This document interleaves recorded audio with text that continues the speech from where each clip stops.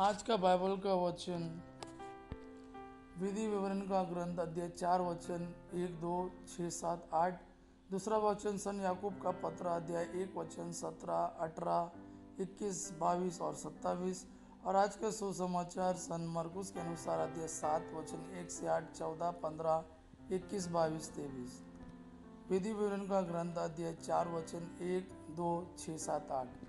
इजरायलियों में जिन नियमों तथा आदेशों की शिक्षा तुम लोगों को आज दे रहा हूँ उन पर ध्यान दो और उनका पालन करो, जिससे तुम जीवित रह सको और उस देश में प्रवेश कर उसे अपने अधिकार में कर सको, जिसे प्रभु तुम्हारे पूर्वजों को ईश्वर तुम लोगों को देने वाला है।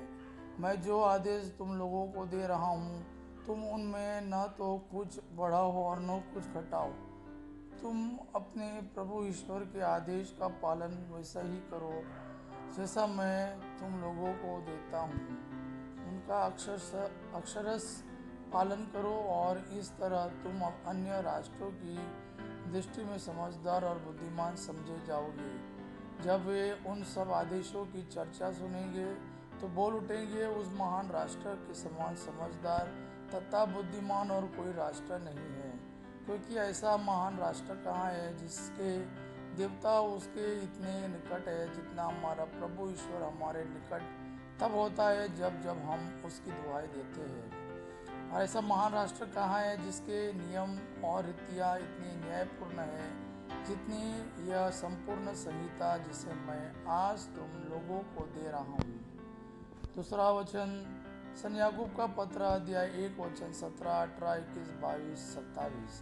सभी उत्तम दान और सभी पूर्ण वरदान ऊपर के हैं और नक्षत्रों के उस सृष्टिकर्ता के यहाँ से उतरते हैं, जिसमें ना तो कोई परिवर्तन है और ना परिक्रमा के कारण कोई अंधकार। उसने अपनी ही इच्छा से सत्य की शिक्षा द्वारा हमको जीवन प्रदान किया, जिससे हम एक प्रकार से उसकी सृष्टि के प्रथम फल बने।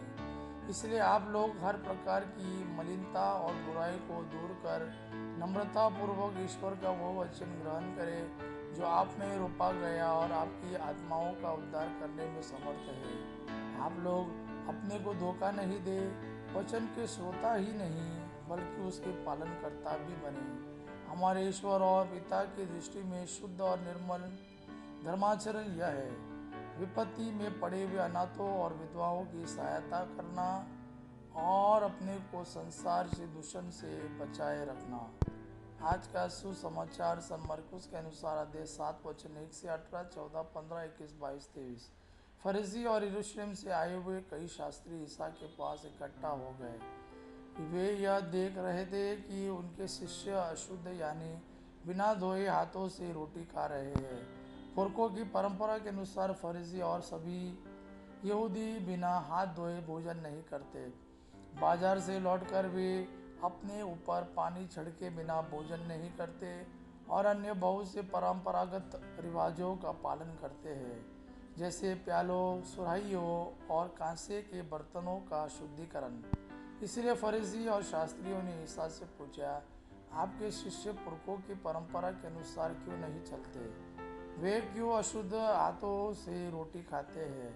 ईसा ने उत्तर दिया, यशायाह ने तुम ढोंगियों के विषय में ठीक ही भविष्यवाणी की है।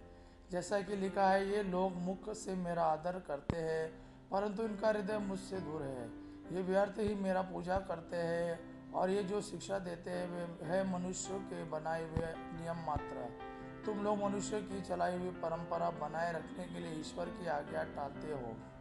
ईसा ने बाद में वो लोगों को फिर अपने पास बुलाया और कहा, तुम लोग सब के सब मेरी बात सुनो और समझो। ऐसा कुछ भी नहीं है जो बाहर से मनुष्य में प्रवेश कर उसे अशुद्ध कर सके, बल्कि जो मनुष्य में से निकलता है वही उसे अशुद्ध करता है। क्योंकि बुरे विचार भीतर से अर्थात मनुष्य के मन से निकलते हैं। वे विचार चोरी, हत्या, परगमन, लोभ, विद्वेष, छल कपट, लंपटता, ईर्ष्या, झूठी निंदा, अहंकार और मूर्खता, ये सब बुराइयां भीतर से निकलती है और मनुष्य को अशुद्ध करती है। यह प्रभु का वाणी है। प्रभु को धन्यवाद। आबा पिता की महिमा और पुत्र यीशु का प्रेम आप पर सदा सर्वदा बना रहे। आमीन।